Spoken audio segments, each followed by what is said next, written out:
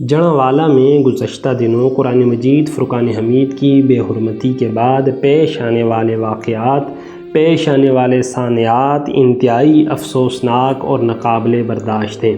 اسلامی معاشرے میں اقلیتوں کے حقوق کو کتنی اہمیت حاصل ہے، اس کا اندازہ حضور نبی کریم صلی اللہ علیہ وآلہ وسلم کے اس فرمان سے ہوتا ہے۔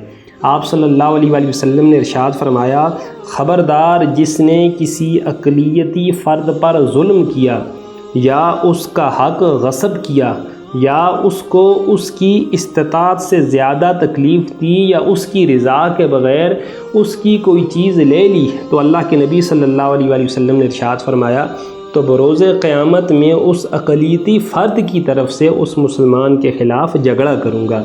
یہ صرف ایک تنبیہ نہیں تھی، بلکہ ایک قانون تھا جو نبی کریم صلی اللہ علیہ وآلہ وسلم کے دور مبارک میں اسلامی مملکت میں جاری تھا۔ اس دنیا سے رحلت فرما جانے کے بعد آپ کے خلفاء کے دور میں بھی اسلامی مملکت میں یہ قانون جاری و ساری رہا۔ حدیث میں آتا ہے کہ ایک مرتبہ ایک مسلمان نے کسی اقلیتی فرد کو قتل کر دیا۔ جب مقدمہ اللہ کے نبی صلی اللہ علیہ وآلہ وسلم کی بارگاہ میں پیش کیا گیا تو آپ نے فرمایا، میں اہل ذمہ کا حق ادا کرنے میں سب سے زیادہ حقدار ہوں۔ چنانچہ آپ نے قاتل کے بارے میں یہ حکم دیا کہ اسے بھی قتل کر دیا جائے۔ چنانچہ حضور پاک صلی اللہ علیہ وآلہ وسلم کے حکم کی تعمیل ہوئی اور اس مسلمان کو قتل کر دیا جس نے اقلیتی فرد کو ظلماً قتل کیا تھا۔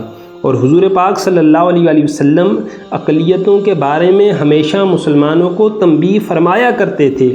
ایک دن آپ نے اقلیتوں کے حقوق کے بارے میں بات کرتے ہوئے ارشاد فرمایا، جس نے کسی اقلیتی فرد کو قتل کر دیا تو وہ جنت کی خوشبو بھی نہیں سونگھ سکے گا، حالانکہ جنت کی خوشبو 40 برس کی مسافت تک پھیلی ہوئی ہوگی۔